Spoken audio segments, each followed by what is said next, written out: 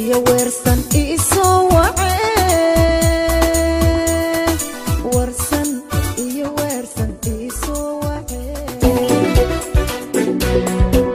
usoo waceen warsan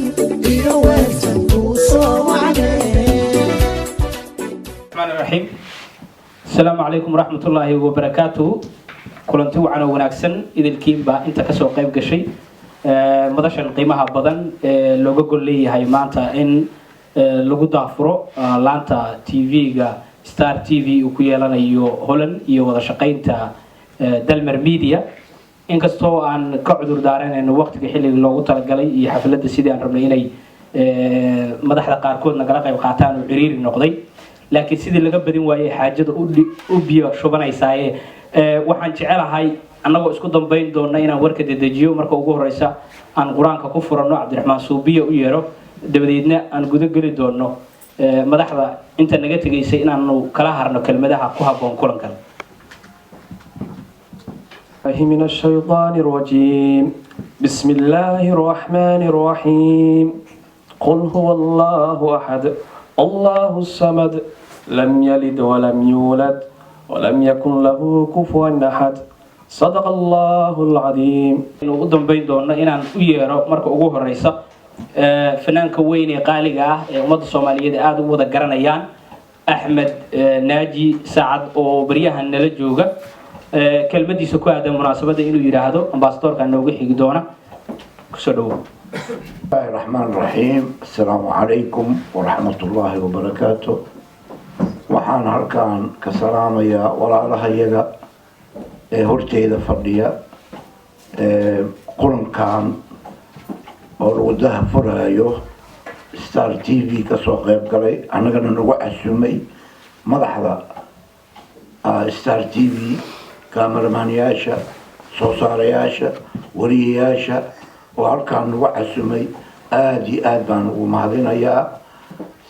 anigoo haddana sharaf ii tahay oon maanta halkaan ku arkay imaan iyo wiilashayana xamar joognay oo matilayo baladiyada iyo safiirka yaga faqi iyo odayaasha oo jaaliyada ra-iisal jaaliya oo halkaan xalay ayagana nagu soo dhaweeyeen ayagana waan salaamayaa. haddaan usoo noqdo munaasabadan lagu dahfurayo Star TV runtii Star TV waa jira waxaa laga yaabaa inaan waxa lagu yiri xafiiskoodii oo horan ayaa halkaan lagu furaya waa jira waan aragnaa runtii Star TV waxa waaye anaga TV-dan muddooyin badan aan ka soo shaqaynay TV-da Xamar National TV dadkii furayanayo oo markii xamar laga raadi Muqdisho aan ahayn ka bacda TV-ga Star TV tayadiisa iyo quality-giisa runtii aad bay u fiican tahay yani markaan aragnay tayadiisa iyo sawad waana taasna hambalyaan leeyahay mabruuk baan leeyahay barnaamijkaas mabruuk baan leeyahay. haddaan runtii qof waliba TV baa ka samaysan wadankii hal TV un baan qabnay hadda wax TV-yar badan ayaa jiraan oo gaara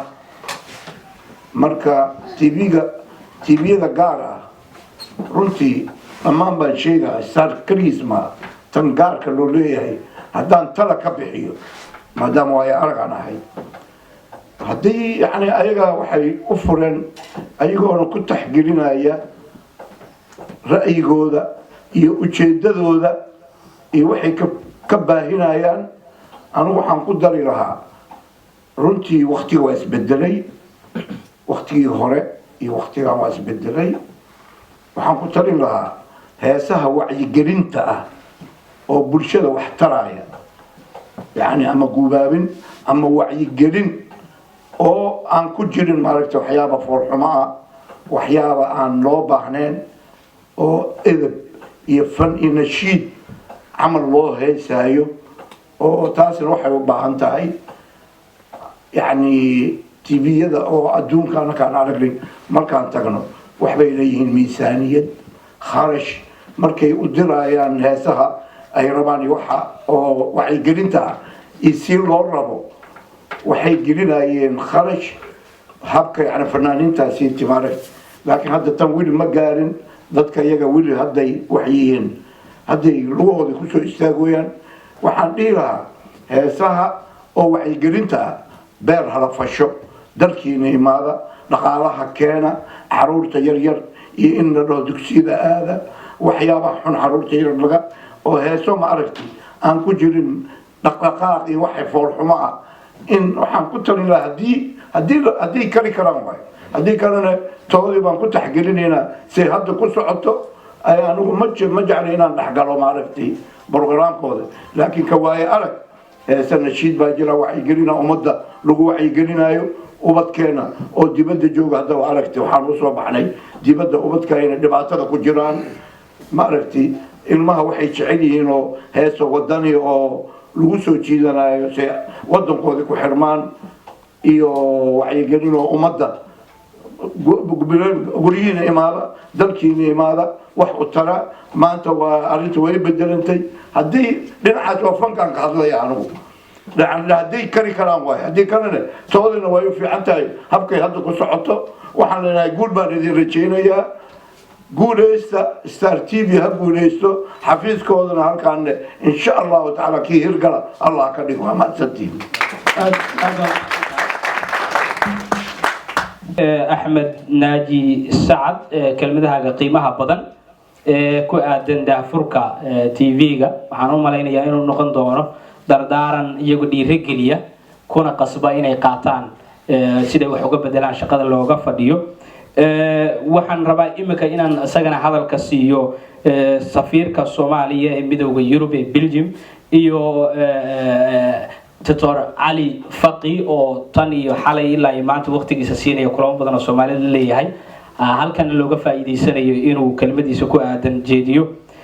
waxa laga yaabaa dadkiina qaar xagga fadhiya ina dadka halkan fadhiya qaarkood muuqaaladooda idinku cusub yahay iimaan ikar moodina ina ilaa uu gudoomiye ku-xigeenka gobolka Banaadir waa noo soo socdaa gudoomiyaha dalada Exxon isaguna waa sugaynaa kelmadihiisa laakiin madaxda iga degdegaysaan hadalka la gaaraya oo maasati akhyaarta meesha isugu timid waa salaamantiin aad baan u salaamayaa TV-gan maaragtay hadda Star TV oo maanta branch meeshan ka furanayo fursadana waxaan rabaa inaan wax yar ka sheego miidida horta haddaad fiirisaan waa awoodda afaraad oo adduunka ka jirto miidida waa waxa bedelo nidaamyada qariban ee dawladda ku jiro laakiin nasiib dar waxaad moodaa miidiyada Soomaalida maaragtay inuu noqday miidiya oo shakhsiyaad gaar ah iska leeyihiin oo dan gaar ah lagu fuliyo mid kalena waxaad moodaa in Soomaalida wax iska koobiyaariyaan meeshii ay fiirin lahaayeen sida miidiyada adduunka ay u shaqeyso qofka miidiyada ka shaqeeya waxa training fiican waa inuu qaataa waa inuu ethics and morality uu si fiican u yaqaana uusan hubinna inuusan qorin marka ninbaa waxaa layidhi bisad buu jidka ka soo helay isagoo wada nin kala arkay wuxuu yidhi war mukulaashan waa qurxoon tahay waa baxay bisadaad la maraay haddana mukulaalay noqotay haddana waxay noqotay maarakino yaanyuur markaasaa inuu iibiyu damcay markaasaa wax ka iibsado waayo wuxuu yidhi magacyo badanaa qiimasa darana waxaad moodaa miidida Soomaaliya inay aad u badan yihiin laakiin aad iyo aad ay u qiimo daran yihiin to be honest with you xaqiiqda haddaan la isu sheegin ummad hadday xaqiiqda isu sheegin maaragtay meel ma aadayso waxaan rajeynayaa Star TV inuu noqdo example tusaale cad oo maaragtay ku dayasho leh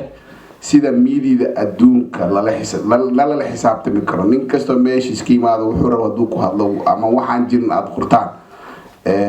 Soomaalina hore loo muudo miidida waa instrumentiga keliya ee dawladda ama nidaam dawladeedka toosin kara ninka madaxda ah haddii oo maaragtay runtii si wanaag ah maaragtay oo miidida ku xiran tahay loo dabagalo oo wixii dambigu gal la soo cadeeyo ku xiga waxay dhahaayeen haye meel loogu gambanayo meel lagu fakarayo male marka naga ilaaliya laakiin miidiga wuxuu noqday miidi naftiisa maaragtay ka qayb galay burburka Soomaaliyeed waxaan rajeynayaa miidiyada Soomaaliyeed inay iska bedelaan stage-ka ay taageen ay ka tagaan oo ah fadhi ku dirirka waxaad moodaa warlord aan maqli jirnay warlord waxa ka daran miidiyada Soomaalida maaragtay kuwa website ka samaystay oo maalin kasta wax jira aan waxaan jirin qorin wax jira iyo waxaan jirin ba iska qora sidaas darteed runtii waxaan leeyahay war hal isku noqdo ha noqoto stage-kan hadda aan ku jirno inaan ka gudubno aan u gudubno mid maaragtay runtii oo xisaabtan leh mid maaragtay xaqiiq ku dhisan mid waafaqsan shuruucda iyo nidaamka miidiyada adduunka ka jirta sidaas darteed Star TV waxaan ku baraarujin lahaa nidaamkaas inay raacaan ay u noqdaan miidiyada kale TV-da kale tusaale cad waana salaamantiin wabillahi tawfiiq xafladan sii guda galaynaa meesha tan aan isku nimid Star TV laanta ay furanayaan waxa iska kaashaday Dalmar Media iyo Star TV oo si wada jira shaqadan iyo xafiiskan u wada furay si ay uga faa'iideeyaan ummadda Soomaaliyeed ee wadanka degan waxaan jecelahay inuu xagga sare soo fariisto Maxamed Aadan oo isagu ah agaasimaha idaacadda ama TV-ga la iska arkay Star TV oo isagu halkan noogu yimid oo nagala qayb galay munaasabadan saarana leeyo oo idinku waa istaqaana iskiin bari maayo waxay ka mid tahay laamaha inta badan marka la soo hadal qaada haweenka Soomaaliyeed ee Netherland xubnaha ugu horeeya u dhaqdhaqaaqa iyaduna codka haweenka ku biirin doontaan furitaanka munaasabadan intaas oo dhan waxaan ka horeysiinayaa inuu kelmadiisa halkan ka jeediyo Dalmar Media oo madashan quruxda badan iyadu saldhig u ah furtay aan dhihi karana waxa weeye baalayaasha ay ku duuli doono telefishinka Star TV way qayb ka tahay saaxiibkay Axmed Cabdiwahaab Yariisu dhammaan madaxda sharafta telefishinka soo baxay waxaan ku soo dhawaada farxad weyn bay tahay inaan maanta aan ka hadlo magaca oo Dalmar Foundation gaar ahaan qaybta Dalmar Media wax yar haddaan gadaal ugu noqdo Dalmar Media waxaan raadiyo ugu horeeyay la sameeyay 1993 raadiyo Dalmar la jiray oo ka bixi jiray Dinaha FM oo Dinaha uu sameeyay jiray muhiimadda ugu weyn loo sameeyay waxay ahayd in oo wacyigelin lagu sameeyo ummadda Soomaaliyeed markii dagaaladii badan la bilaabay oo noqotay fadhi ku dir noqotay waxaan go'aansanay inaan media u isticmaalo anaga aan focus ka saarin siyaasadda focus ka saarin arrimaha bulshada waxyaalo badan baan ka qabanay arrimaha bulshada gaar ahaan waxaan isku daynay inaan ka hadalno barnaamijyo waxbarasho leh oo aqoon ah sida ka baro luqadda aqoonada iyo ingiriiska waxaan qabanay training badan markii ugu horeysay oo 12 sano ka hor aan waxaan isku daynay in wixii Dalmar oo diaspora joogna isugu yeerno wadanka horan magaalada oo Susterberg ka dhaca training aan qabano oo looga hadlo si anagu sameysana code of conduct si warbaahinta contribution ka geysana nabadgelyada dagaal ogaasha waa geysana si nabadgelyo u geysana anagu hadafkeena waxaan isaa u qeyb u geysan lahayn in nabadgelyo la soo saaro kasoo kale 2006 markaan tagnay group la yar inta la fadhiyo Hargeysa aan tagnay waxaan soo aragnay in meedii gaar ahaan dumarkii ay aad ugu liitaan oo gadaal joogaan waxaan isku talagalay in dumarka la wacyigelin u sameeyo training la siiyo oo la baro oo ilaa iyo saddex mar baa lagu noqday dadkii training ka qayb qaatay waa ila jooga hadda waxa kamid ah deputy mayor Muqdisho jooga oo imaanaha training ka qayb qaatay Cabdi Maalig baa ila mid ahay asad hadda asna martinooga ah oo Kenya ka yimid baa dadkii training bixin jiray ahaayeen hadda gabdhihii markaas training galay hadda waxay ka hadlaan TV Soomaalida ka hadlaan waa farxad bay noo tahay inaan gabdhihii la training galay markaas ay gadal joogi jiray hadda inay TV ka hadlaan sababta aan u shaqeynayna maxay tahay Star TV ay u noqonaysaa u soo noqonaysaa Star TV waa isku ID baa nahay waa barnaamij basic community TV laga hadla arrimaha bulshada laga hadlo waxyaalaha ka dhacay ummadana haysta waxyaalaha anaga haysta laga hadlo haddii badan aad fiirisid Star TV kama hadla siyaasadda iyo orleynta kama hadlo wuxuu ka hadla arrimaha dadka haysta dhibaato ugu filan baa wadanka naga haysta anaga wacyigelin lagu sameeyay kamid ah taas baa rabnaa inaan la shaqeyno aan rabnaa inaan arrimaha bulshada qoysaska waxbarashada caruurteena gudaha iyo dibadda ku taagan wacyigelin laga siiyo marka waa inuu noqdo albaab ka furan oo ka duwan TV-da kale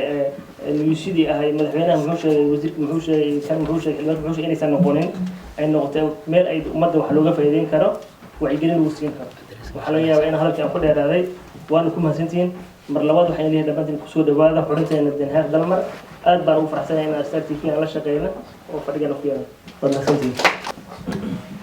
أعوذ بالله من الشيطان الرجيم بسم الله الرحمن الرحيم اللهم هب له ما فصل الله يسوي ما ضغط وحول سنين إلهي لحصل الضين ضد مسلم النهاي وحن إصلاح كل هذا ماشي هذا هو شيء يرتي ضد بدن وإيجا شرف بدن وإيجا قوم بدن وإيجا وين أيام ماشي فتي ما لا واحد فيه ده بنان لهاي إنا يسهري إيجا الريال يمسلم الكسوف لذا لكن كل هذيك المدي اللي يجي بي waan dhiiban doonaa haddii ilaahay yidhaahdo marka hore waxaan aad aan ugu mahadnaqayaa Dalmar Foundation Dalmar Foundation horta annagu waxaanu leenahay taariikh aqooneed aad u dheer oo annagu waxaan ahayn dadkii Holland 87kii ama 1987 ayaanu soo galnay waxaana la weydiin jiray halkay ka timaadeen markaanu naa Soomaaliya halkay ku taallaa marka ma baan soo qaadan jirno dadkaanu tusi jirnay marka may jirin waqti horumarkan maanta la sameeyay iyo halkan ay maanta ay dadkeenu ay gaadheen meel kasta ha noqotee laftigeedu in la yaro xusaa wanaagsan waayo Soomaalidu marxalado badan bay soo mareen intii halkan deganayd qaar ka guuray oo iminka Ingiriiska jooga iyo dad badan oo iminka yimid intaba way isku jiraan haddana waxaad moodaa in aanan meeshani joognaba ayna ka muuqan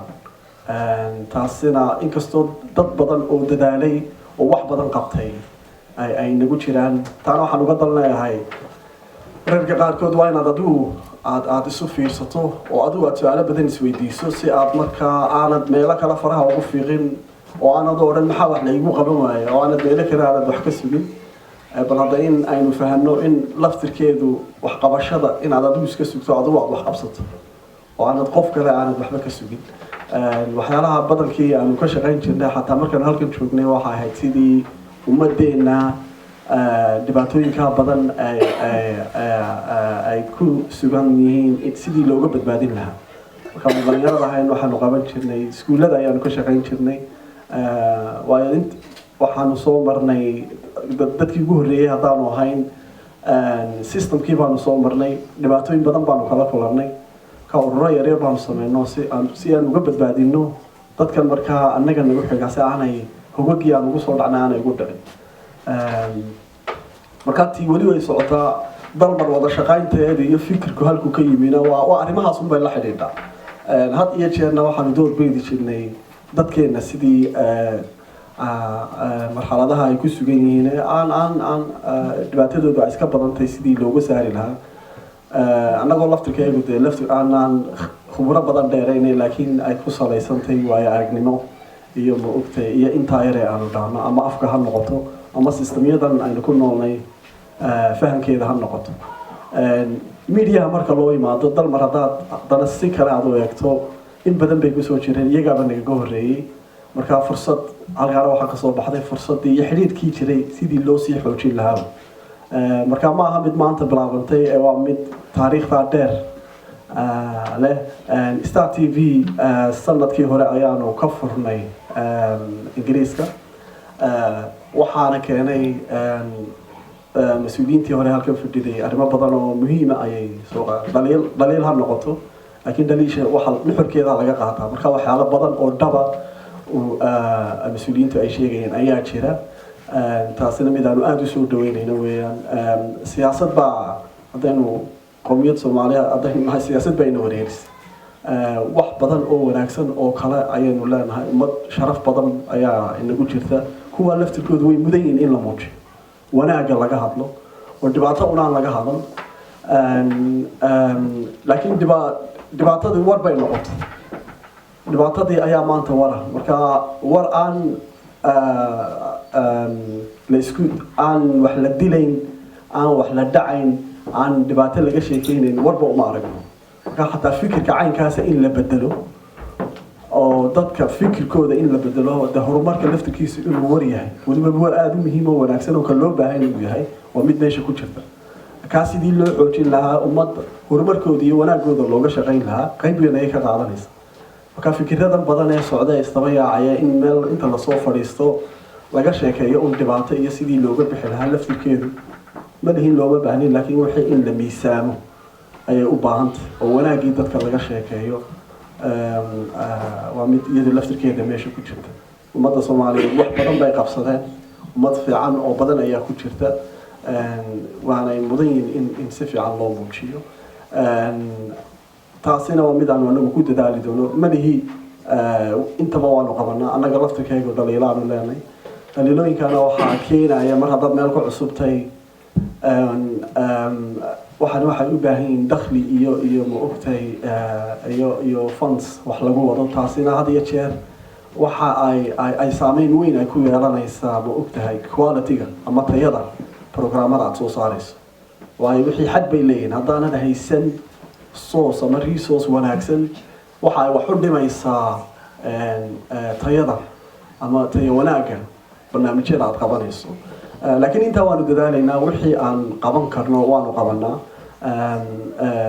sidii uu yariisoo sheegayna arrimahayguna waxay u badan yihiin wacyigelinta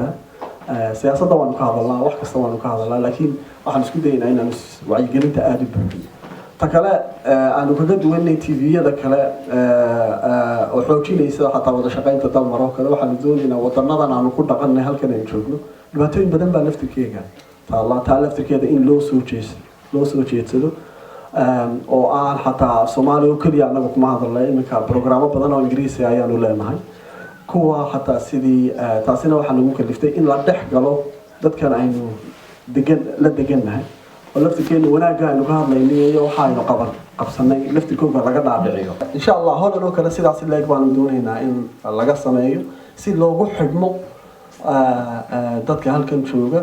oo adigoo af holandiiskii subtitle baa loo samayn karaa wax dhibi kuma jiro program la siiyo ilaa adigu 3-4 saacadood weekii programmo ku aadan marxaladaha Soomaalida ku dhaqan Holland 4 saacadood ma yara laakiin tayadii iyo quality-gii iyo ma garanaysa iyo skills-kiiba way leeyihiin dadku iyo xirfadiiba waana mid aan wada shaqaynteeda dalmarna aan ka rajaynayno inay shaqooyinka ay aad noola qabtaan insha Allah waana mid aan rajo weyn aan ka qabnaa hadii Ilaahay raado waana mid aan u malaynayo inay isku soo dhaweyn doonto ummadan Hollandiiska iyo qowmiyadda Soomaalida halkan ku dhaqan marka kolley waxaan u malaynayaa hadalka uu ku dheeraaday nuxurkiisu waa inta waxaan leeyahay anaga iyo dalmarna si fiican baan u soo dhaweyn doonaa insha Allah wada shaqaynteeduna inay intan ay ka sii weynaato ay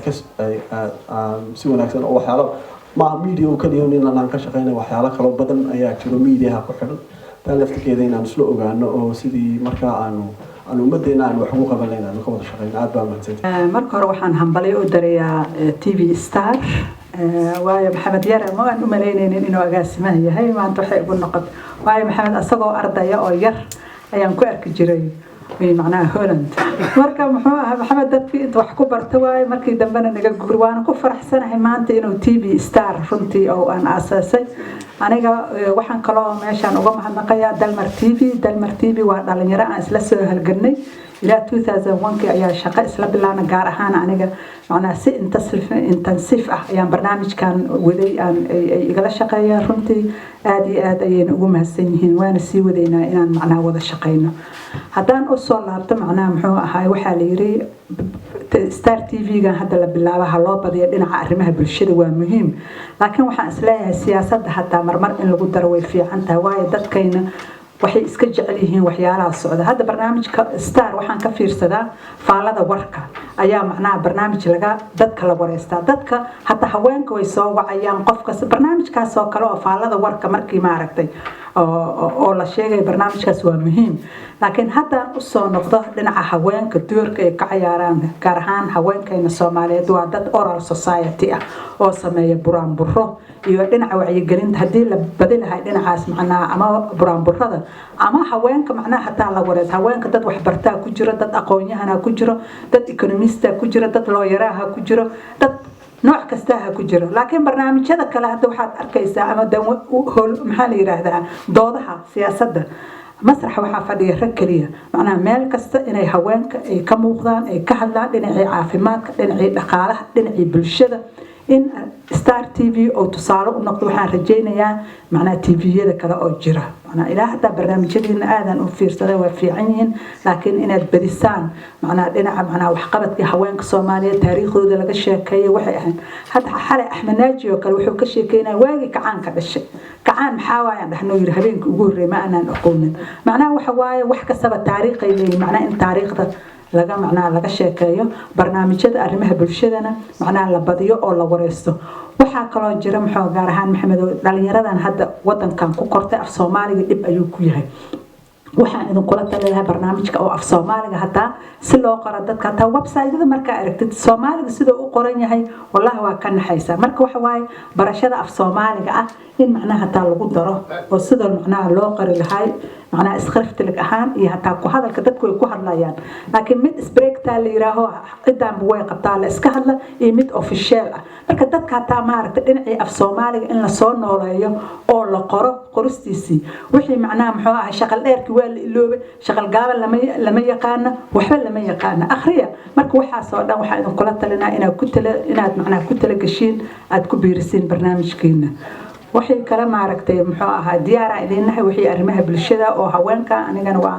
inaan dalmar kala sii shaqeeyo idin ka caawino waan ku mahadsantihiin waxaan idin leeyahay hambal iyo dhamaantiin waan mahadsantihiin walaalayaal dhammaantiin waa salaamantihiin dadka sharafta leh halkan fadhiya kasoo qayb galay kulankan lagu furayo Star TV maaragtay laantiisa Danxaaq run ahaantii anigoo ku hadlaya magaca jaaliyadda ama dalada guud ee la yiraahdo IFSAN oo ah dalada ay ku mideysan yihiin ururada Holland sharaf ayay ii tahay inaad igu casuuntaan waqtiga iga siisaan inaan halkan aniga laftigaygu aan ka qayb qaato furitaanka waxa kale oo mahad celina Dalmar oo runtii ahayd markaan fiirino wadanka Holland halka kaliya xagga meediyaha aan kala soconay waayo halkaas ayaa waxa jira raadiyo laga soo daayo Amsterdam Danxaaq oo ku hadla afka Soomaaliga runtii inay arrintii sii korodhay oo maanta aad ku darteen wada shaqayntiinii telefishinka cusub halkan laga furaya taa laftigeeduna waa arrin aad iyo aad muhiim ah waxa lagu farxaa runtii in dhalinyaradii wadanka ayagoo yaryar yimid oo wax ku bartay maanta ay ku soo kordhiyeen arrimahan oo kale runtii aniga shakhsiyan waa waxaan aad iyo aad ugu faraxsanahay runtii waxaan jecelnahay dhalinyarada inay ku daysadaan dhalinyaradii initiative-kan samaysa sidaas oo kale in iyaguna waxyaabo mujtamaca faa'iido leh ku soo kordhiyaan Soomaalida waxaa jira telefishinno aad u fara badan waxay gaarayaan u maleynaa 10 inay gaaraan laga yaabo hadayna ka badnayn laakiin kulli tala ahaan waxaan idin soo jeedin lahaa inaad aad uga fikirtaan waxaad uga duwantiin ama uga duwanaan doontaan telefishinada hadda jira runtii sababtoo ah telefishinada waxa looga baahan yahay in dadka Soomaalida ah runtii la wacyi geliyo dhinac walba iyadoo la fiirinayo waqtigoodii hore ama background-giina aan la hilmaamin meesha aan ka nimid dhibaatadii aan soo marnay wixii halkan na keenay iyo wadamadan aan nimid laftigooda wixii aan kala kulanay waxaas oo dhan wax loo baahan yahay in meediyahu uu soo bandhigo markii Star TV wax rajaynaynaa inuu dhinacyo fara badan waqti badan siiyo oo kaliya aan ahayn telefishinada Soomaalida oo sida Habaysaar hadda ay sheegtay oo maaragtay siyaasadda laftigeeda waa loo baahan yahay laakiin noloshu intaa oo kaliya maaha waxa jira arrimihii dhaqankii Soomaalidu waxay leedahay dhaqan fiican waxa jira ciyaarihii hidaha iyo dhaqanka la ciyaari jiray waxa jira sportiga ama ciyaarihii kale waxa jira arrimihii waxbarashada waxa jira arrimihii ganacsiga waxa arrintu maarta nabadeynta runtii shaqadu aad iyo aad ay u ballaaran tahay afka Soomaaliga laftiisa inuu muhiim yahay waa laga dhawaajiyay marka waxaan rajaynaynaa Star TV inuu noqdo TV fiirinaya dhinacyada kala duwan ee bulshada oo si guud u fikiraya midda kale waxaan aad iyo aad u jeclaan lahayn in la gaaro dadka Soomaalida ah meel walba ay joogaan inaad isku daydaan inaad u tagtaan hooyada Soomaalida ah ee gurigeeda joogta ee ilmaheeda maaragtay ii sheeg laga yaabo inay ku mashquulsan tahay hooyada laftigeeda in la gaaro oo fikirkeeda la weydiiyo iyo waxyaabihii halkan ay kala kulantay waxa kaloo rajaynaynaa in la gaaro dadka kale odayaasha ah waxa rajaynaynaa in la gaaro dhalinyarada telefishinku inuu isku dayo inuu gaaro dhammaan qaybaha kala duwan ee mujtamaca ee uusan noqon meel ama platform dad gaar ah had iyo jeer oo mujtamaca laga yaqaan ay yimaadaan marka haddii ay idii suurto gashay in la gaaro dadkana waxaa la heli karaa dadku siday u fikirayaan ama fikirkooda la heli karaa halkaas ayaana wax laga baran karaa tan kale oo ah ii sheeg runtii arrimaha siyaasadda taa lafteedu waa arrin muhiim ah in laga baqa ma aha laakiin waxaa muhiim ah in siyaasadda laga fiiriyo dhinaca fiican oo ah waxa mujtamaca faa'iido u leh oo dadka isku keenaya oo suurto gelin kara inaan qarannimadeennii iyo sharafteennii dib u soo ceshanno taa laftigeeda in laga shaqeeyo oo dadka soomaalida ah oo sida wanaagsan u fikiraya oo wadaniyiinta patriotic oo dalkoodii dadkooda jecel waxaa laga yaabaa soomaaliya meel walba inay joogaan wadamada qurbaha inay joogaan marka dadkaas specific in la raadiyo laakiin waxaad u malaysaa in telefishinka ay u bateen raalliga ahaada dad mararka qaarkood aad isleedahay oo mujtamaci ayay sii kala fogeynayaan marka soomaalidu runtii dhibaatadiina soo gaartay markii aad fiirino looma baahna maanta in laga shaqeeyo wax walba oo keeni kara inay dhibkii wax uun kusii daraan ama ay dadkii xusiisiyaan waxaa loo baahan yahay in had jeer laga shaqeeyo in hore la fiiriyo oo la fiiriyo dadka soomaalida ah waxa badan oo wanaaga ah oo ay wadaagaan taa maxaa noo diiday taa inaynu soo bandhigno oo aan iska dayno waxa yar ee laga yaabo inay yihiin 0.9 macno lahayn oo aan ku kala duwanahay taas in focus weyn la saaro wixii badnaa oo aan ka midaysnayn in laga tago marka waxaan ka codsanaynaa Star TV in waxyaabahaasi ay noqdaan waxyaabaha uu kaga duwanaan doono telefishinada kale ee maaragtay ishag hadda jira runtii taas ayaan kula dardaarmaynaa inay xooga saaraan annaguna waa soo dhaweynaynaa wadanka Holland saad ogtihiin Soomaali fara badan ayaa joogto 15,000 dad lagu qiyaasay wadanka inay ka hajireen oo ay wadamo kale u guureen haddana 35,000 ilaa 40,000 in ku dhawaad degan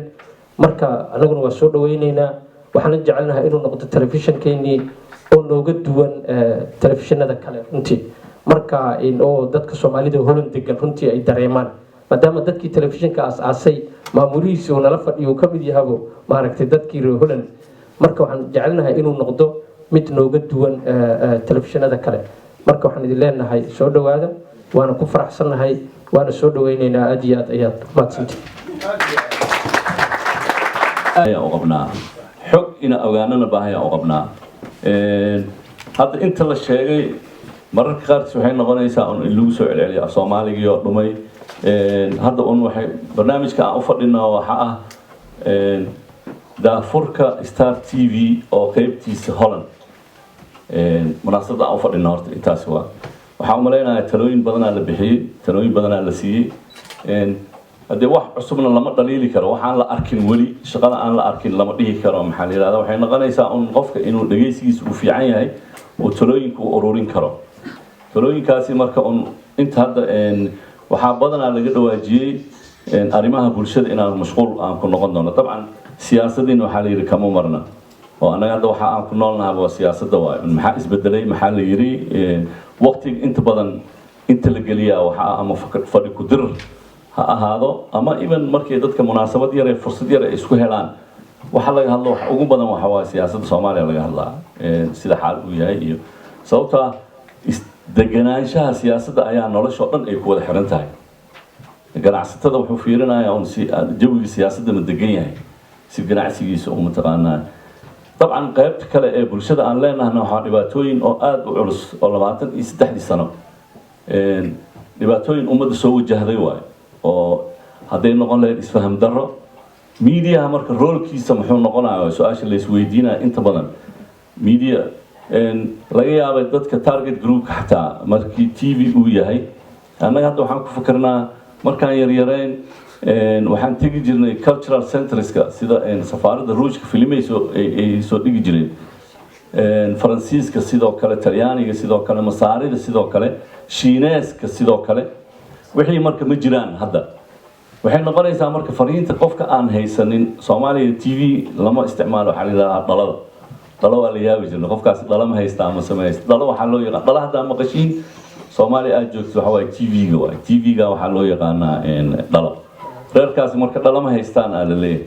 marka barnaamijyada waxay noqonaysaa inay dadkii aan haysanin hadii aad xasuusatiin hadda maadaama oday ciroole uu nala joogo anaga dadkayga ciraday waa qaarkeen waa qarsanaa laakiin ciroolayaal badan meesha joogto idaacadda raadiyo Muqdisho meelaha ay dadka ay ku badan yihiin iyo jardiinooyinka ayaa laga sii deyn jiray oo warka ka socda idaacadda live asoo ayaa meelaha laga dhageysan jiray hadda fursadii ay jirto hadda markaan shalay danhaaq aan wadada soo gelayna sar dheer oo promotion reclama oo TV iska socda oo aan damaynin marka waxay noqonaysaa fariinta un qaabka dadka lagu gaarsiin lahaa fariinta oo message-ka uu qaadayo hadda haddii la yiri maxaa la yiraahdaa dabcan dhibaatooyinka in la sheego waxaa ka muhiimsan in xal loo helo marka aad fiirisidna waxa waaye anaga dhaqan ahaan mashaakilkaa la tiriyaa un dhibaatadaasaa jirto dadka solutions xataa lama bara ciyaalka yaryar waxaa arkaysaa meelahan in chance la siinayo in haddii cillad uu arko sida uu ku sixi lahaa kolleyba talooyin badan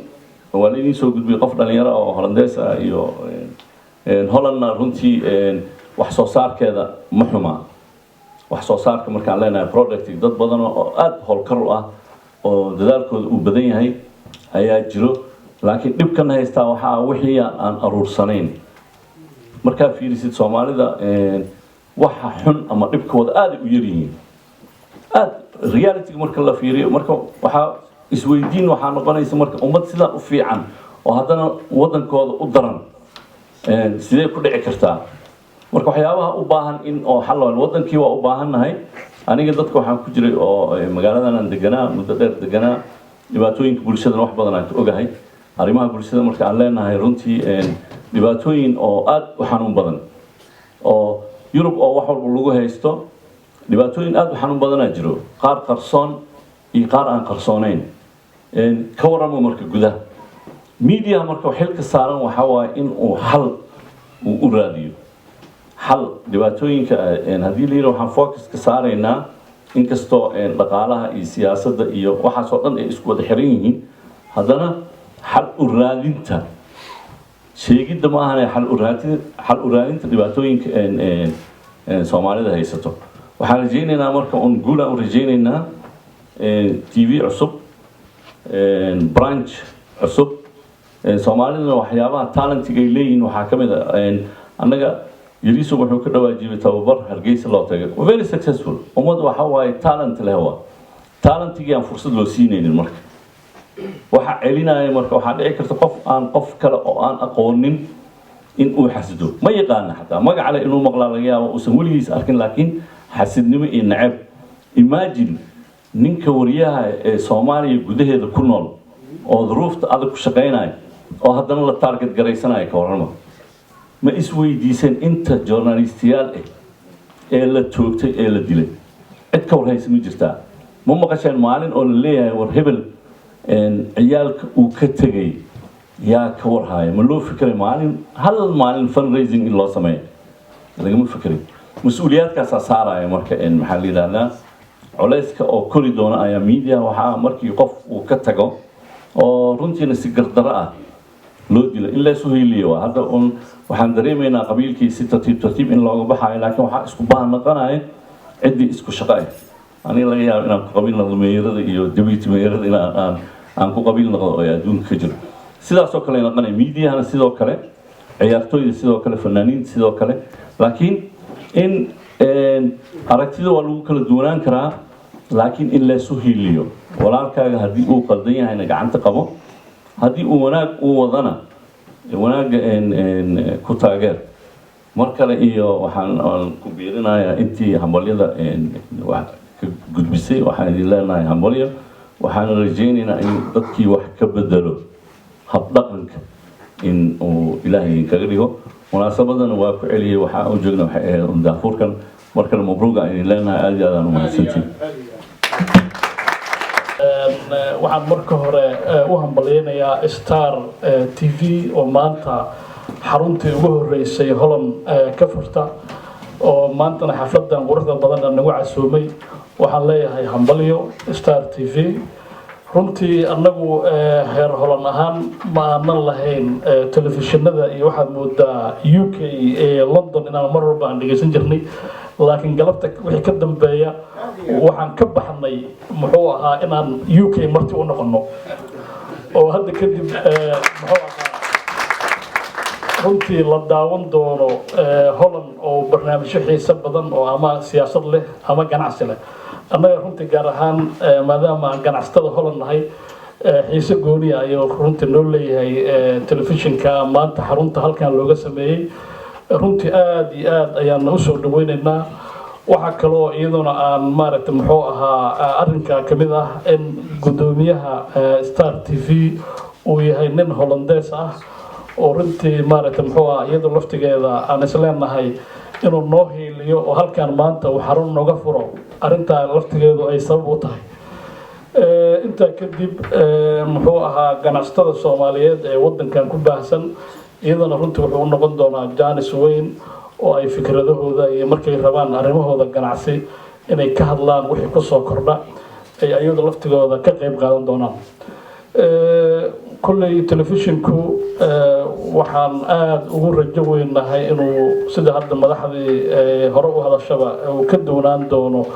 telefishinada kale ee wadanka aan ka daawano macnaa waxaan rajeynaynaa insha Allah inuu noqdo mid macnaa qaybaha kala duwan ee bulshada hadday noqon lahayd ganacsiga hadday noqon lahayd isboortiga muxuu ah hadday noqon lahayd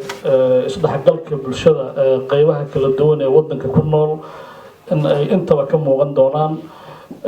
kulley kelimad badan ma dhahayo ganacsato ahaan waan ku faraxsannahay anigoo magaca ganacsada wadanka Holland ku hadlaya in maanta aan helno xarun telefishin oo magaaladan Hague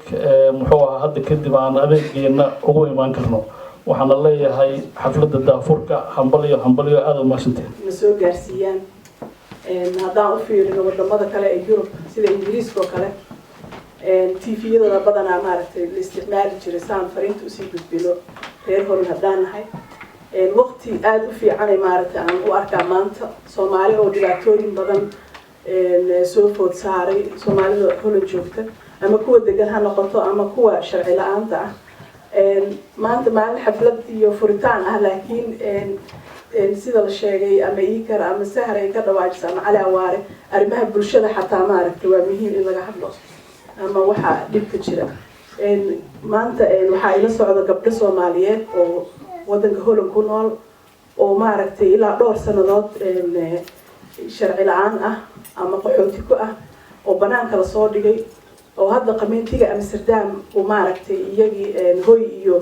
meel ay ku noolaadaan oo siiyay maaragtay wax adiga nolol maalmeedkaas yarka ah aniga shukri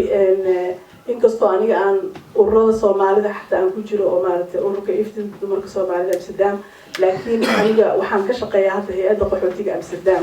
oo gabdhahan waxaan u ahay maaragtay bakhalayder sidaas darteed anigoo macnaha dhinacnadaan ka shaqeeya haddana aan jeclaystay maadaama aan ku xiranahay ururada Soomaalida in maaragtay dhibaato aan jirto wax laga qabto dadkan dhowr jeer maaragtay banaanka la soo dhigay haddana marba la isu turtuuray hadda arrinta waxay maraysaa ilaa May ayay haystaan guri oo ama wax yar oo cunada ay ku gataan la siiyaa wixii May ka dambeeya dadkii intooda badan ma heli karaan wax cadeymo ah ama wax ay dacwadooda ku soo kordhiyaan oo keeni karta inuu sharci yimaado wiiga dhawey dad badan aan u dirnay maaragtay haasa ama mar laba dacwad loo diray iyagoo lagu soo celiyay iyagoo negative la soo siiyay waa dadkii ugu fiicnaa oo ka yimaaday South and Central Somalia dadkaas maanta ugu jaanis badan oo kaanis quruba loo yaqaanaa oo la og yahay inaan lagu celin karin wadankii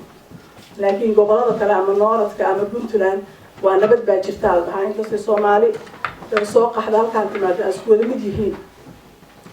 marka dad badan oo waxa ku jira oo ka wada yimid Muqdisho iyo agaarkeeda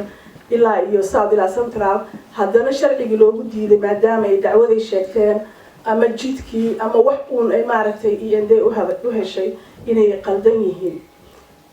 haddana ay maaragtay hadii luqadda laga qaaday ama kaalandis laga qaaday ay yihiin dad maaragtay Muqdisho agaarkeeda ku soo koray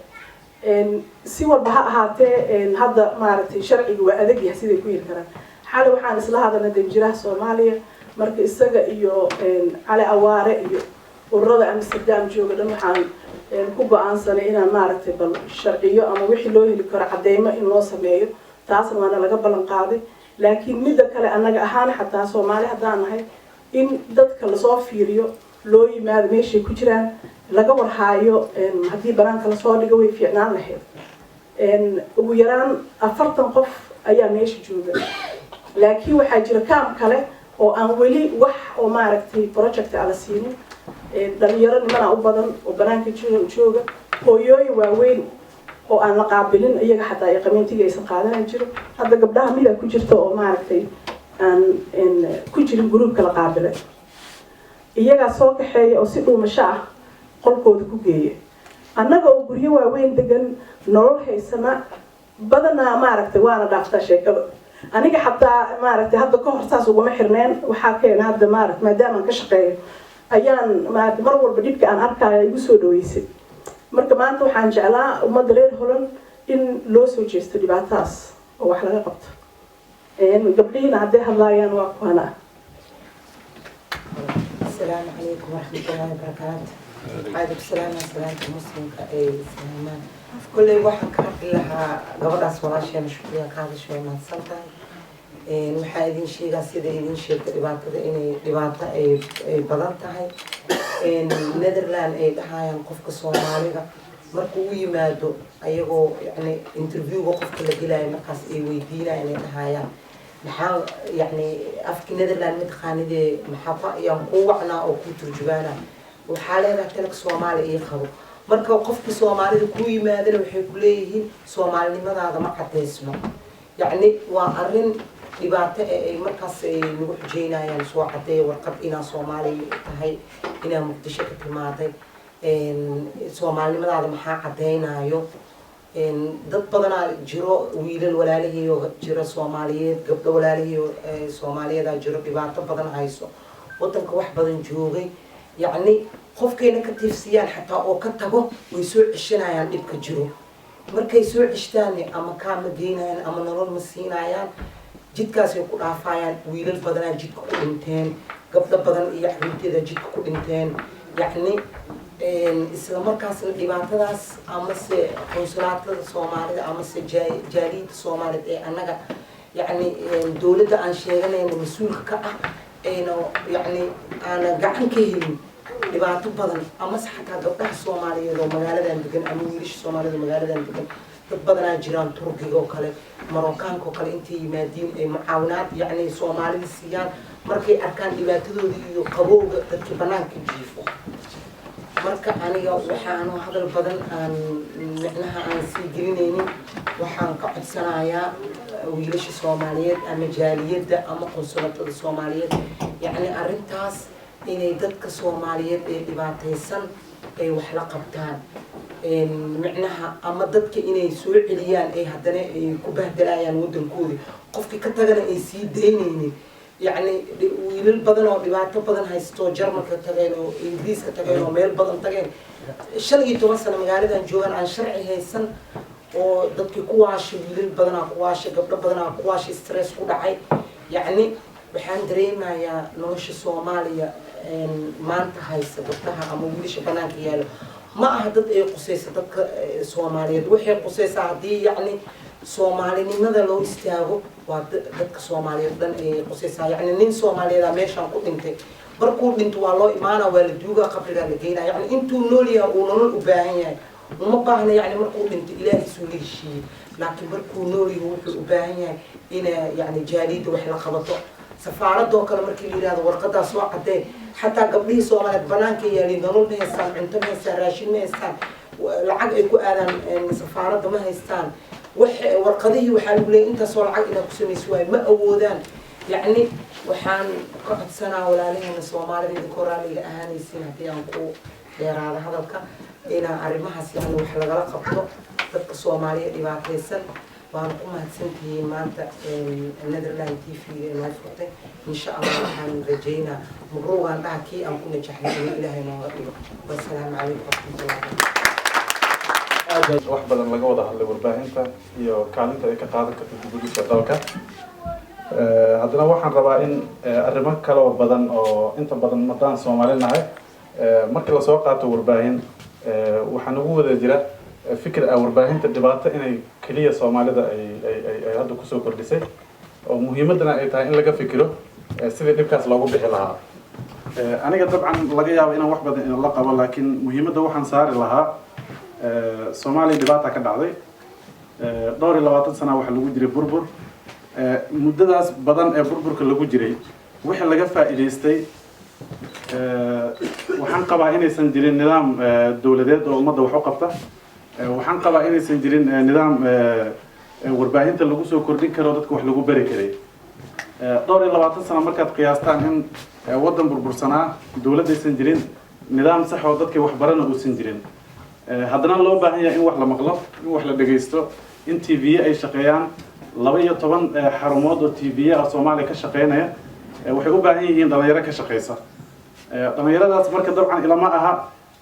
in dhalinyaro la soo tababaray ama intii markii hore warbaahinta ku jirtay ee wax baratay intay baxeen dad tababareen ay soo galiyeen ama dadaalkii la galiyay ay dadku wax ku baraan sidaas darteed waxay u istaageen inay kaalintaas buuxiyaan kaalintii markii ay buuxinayeen waxa kaliya ugu banaan aan dhihi karo waxay ahayd inay karaankooda muujiyaan waxay qaban karaan inay gaarsiiyaan ama booskii meeshaas ka banaanaa bulshada iyo waxa ay u baahan yihiin inay ogaadaan inay isku xiraan taas marka aan ka fiiriyo marka waxaan ugu hambalyeyn lahaa meel kasta ay joogaan warbaahinta aan hambalyo dhihi lahaa doorkii ay ka qaateen in 12 TV iyo idaacado tiro badan iyo warbaahin tiro badan oo dalka ka jira maanta inaad ku xiran tihiin xumaan iyo wanaag wixii laga helo waa arrin kale taas waxay u baahan tahay in la wada saxo TV-ga Star maanta la daahfuray wuxuu qayb ka yahay in sida loo sixi lahaa waxaan lagu dadaalo laakiin haddana waxaan rabaa inaan isla qaadano hal arrin waxay ahayd wax loo baahnaa oo la wada qabtay waan qabaa runtii waxyaabo badan oo khaldan inay jiraan laakiin haddii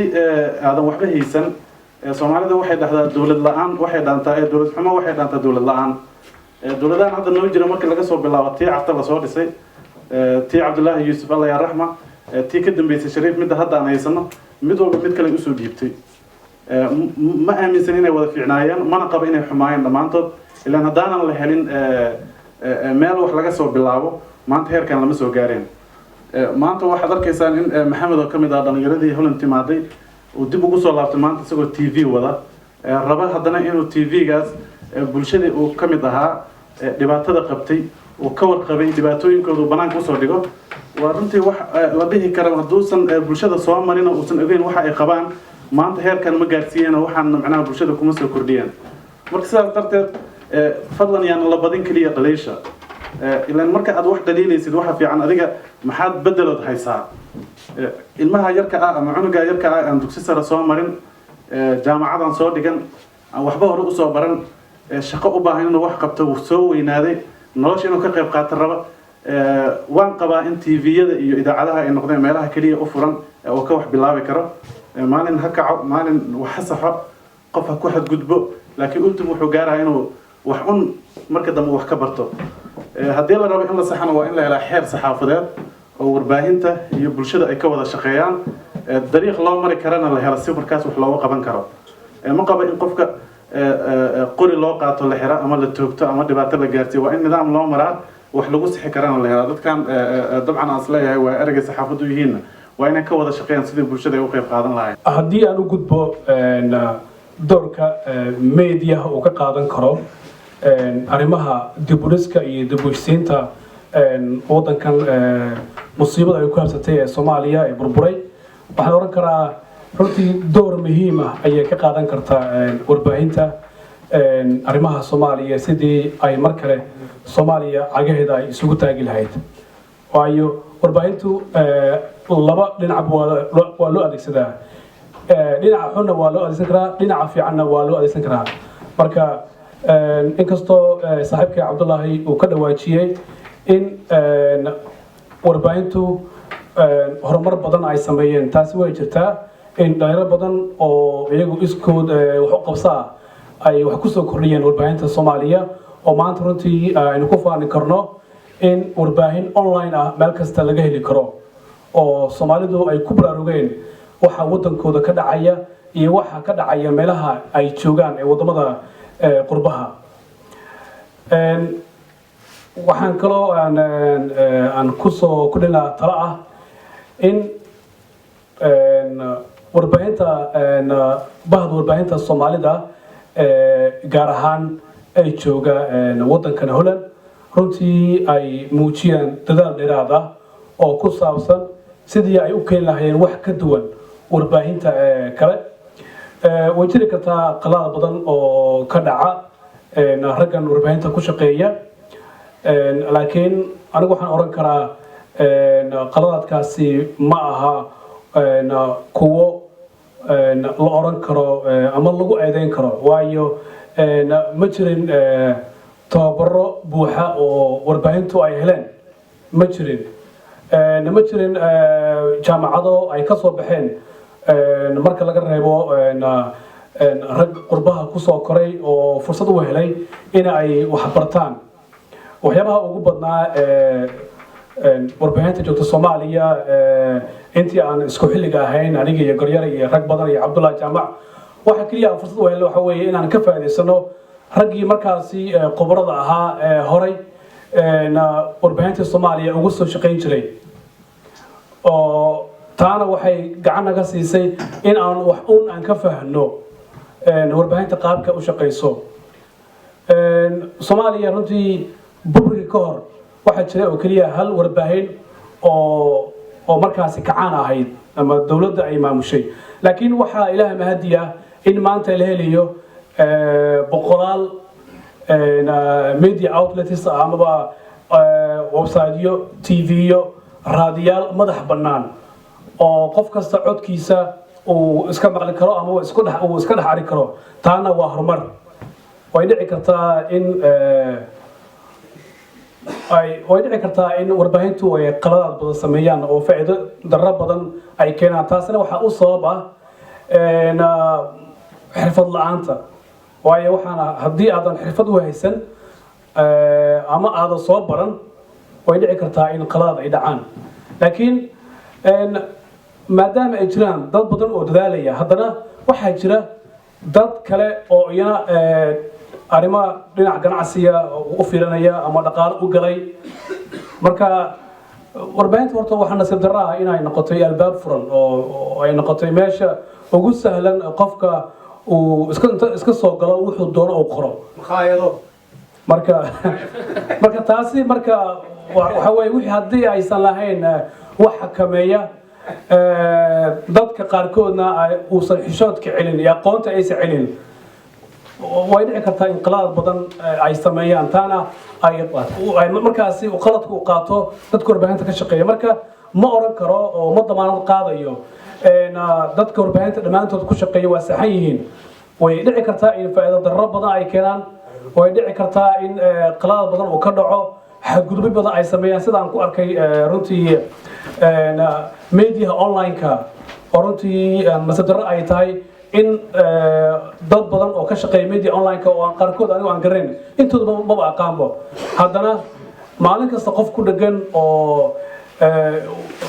label waxa la yidhahdo sameynaya meel ka dhac runtii qofka meesha haddii qofka lagu xadgudbana wuxuu xaq u leeyahay inuu maxkamadda ka dacwoodo haddii sidii sharciga loo fiiriyo laakiin waxa aan kusoo koobayaa sida wadanka Soomaaliya uu u burburay dhinac kasta ayaa warbaahintana burburka u soo gaaray Star TV waan soo dhaweynaynaa inuu Holland xafiis ka furto waxaan leenahay soo dhawow laakiin waa naga soo dahday haddii aan u guda galo doodii ku aadaneed doorka saxaafaddu ay ka qaadan karto dhinaca dib u dhiska wadanka Soomaaliya okay wadankeena Soomaaliya waan ognahay wax badan ayuu burbursanaan dhibaatooyin ay ka taagnaayeen saxaafaduna sideedaba ayadaa wax dhista ayadana wax burburisa haddii aad aragto wadan walba hormara saxaafadiisa ayaa wax badan waa wada siyaasiyiin waa wada saxafiyiin waa wada fanaaniin runtii ummad ayaga dhan isku mid ah oo aan u baahnayn in wax loo sheego weeyaan laakiin anigu waxaan dhihi lahaa in wasaaradda warfaafinta Soomaaliya ay sameyso barnaamij wacyigelin oo ay wariyaasha jooga Soomaaliya iyo guud ahaan kuwa dibadda joogaba barnaamijkaasi ay ku wax qaataan si markaasi wadanka horumarkiisa ay uga qayb qaadan lahaayeen مسؤولين تلفزيونada iyo website-yada iyo idaacadaha waxaan kula talin lahaa ayagana in ay sameeyaan barnaamijyo oo ay ugu talagaleen inay nabadda kaga hadlaan oo ay saacada ama waqtiyo fara badan ay siiyaan runtii bulshadu way u baahan tahay waxaad arkaysaa xamar haddii aad tagto 30 idaacadood oo ka furan inay isku wada barnaamij yihiin isku wada war yihiin warkan ay ku kala dooranayaan qarax dhacay iyo maanta waddo la dhisay waxay soo qaadanayaan qaraxii dhacay waxaa laga yaabaa waddadii la dhisay markii ugu dambeeya inuu noqdo taasina waxay muujinaysaa soomaalidu inay waxyaabaha balaayada ay buubuniso runtii saxaafadduna waxaan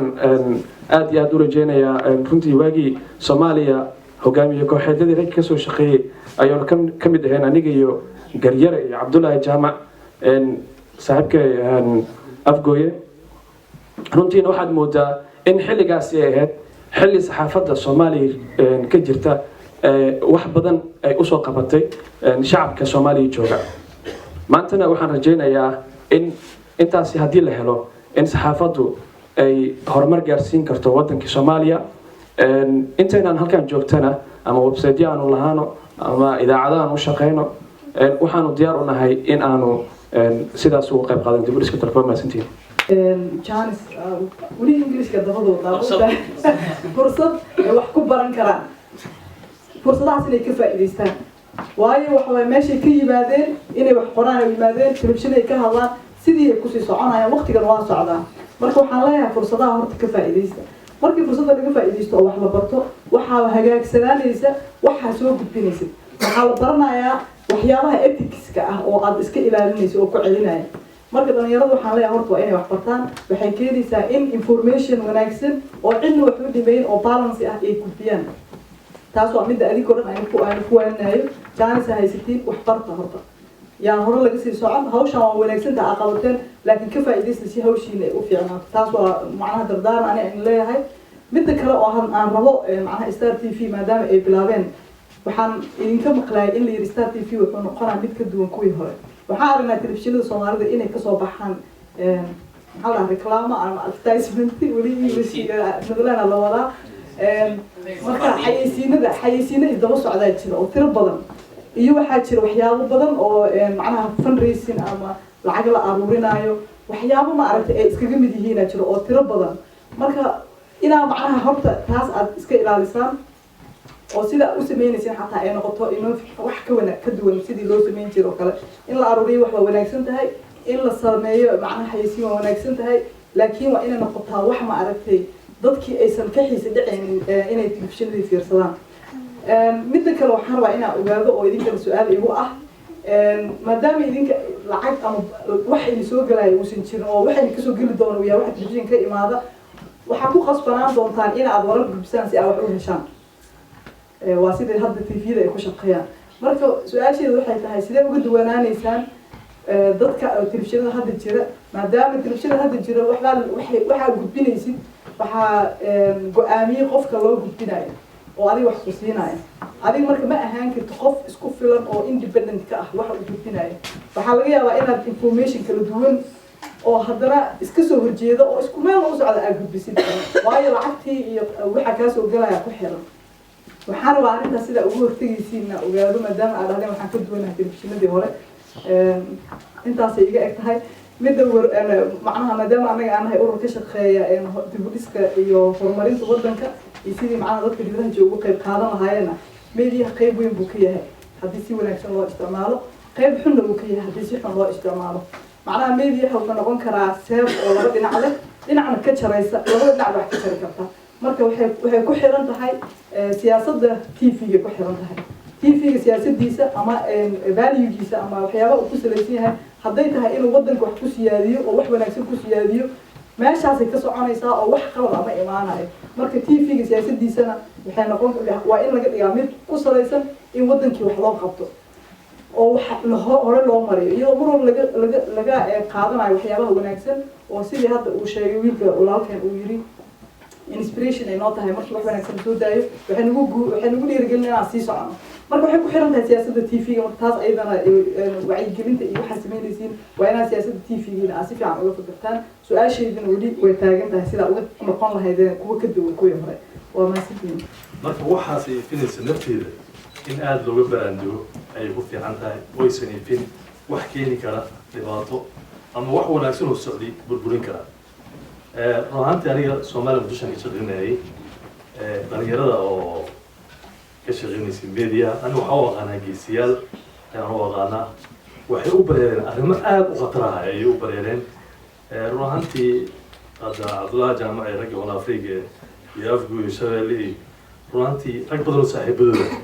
ayay waayeen tirada ugu badneedna ku dhimatay Soomaaliya qaasatan muqdisho ayay nafteeda wax la dafiri kara maaha oo waqti adag ayay soo mareen mid kale waxaa waaye aan ku darsanayo media sidoo dib iska wada qaadan kara yani waxaan anigu for example beerahan ahay marka maalin ku survey sameynaa meel tuuladii waxaan ku aragnay dadka dhan isku soo baxay oo meel ku dhageysanaya raadiyo Philips dadkan waxay dhageysanayaan BBC waqtigeeda la soo galaaday nin saaxiibkay wuxuu yiri waxaa inta survey-ga sameynayno barnaamijka ma BBC da gelino yiri mataqaana dadka waa dhageysanayaan maxaa inta soo qarashay dhibaato u marayna ay risk u gelinaa dadka waraysanay waxaan yiri balka waramaanay haddii aan mataqaana nin odayaan gooni uga baahan ورفير أنا في مدرسة أنا باري عفمادي وحبرشة لمن كقبيلة سياسية روكي هذا يعني ترساري ناوي مرك برامشة صوت الله وقتك ناوي وده مرك واحد اللي سليم مرك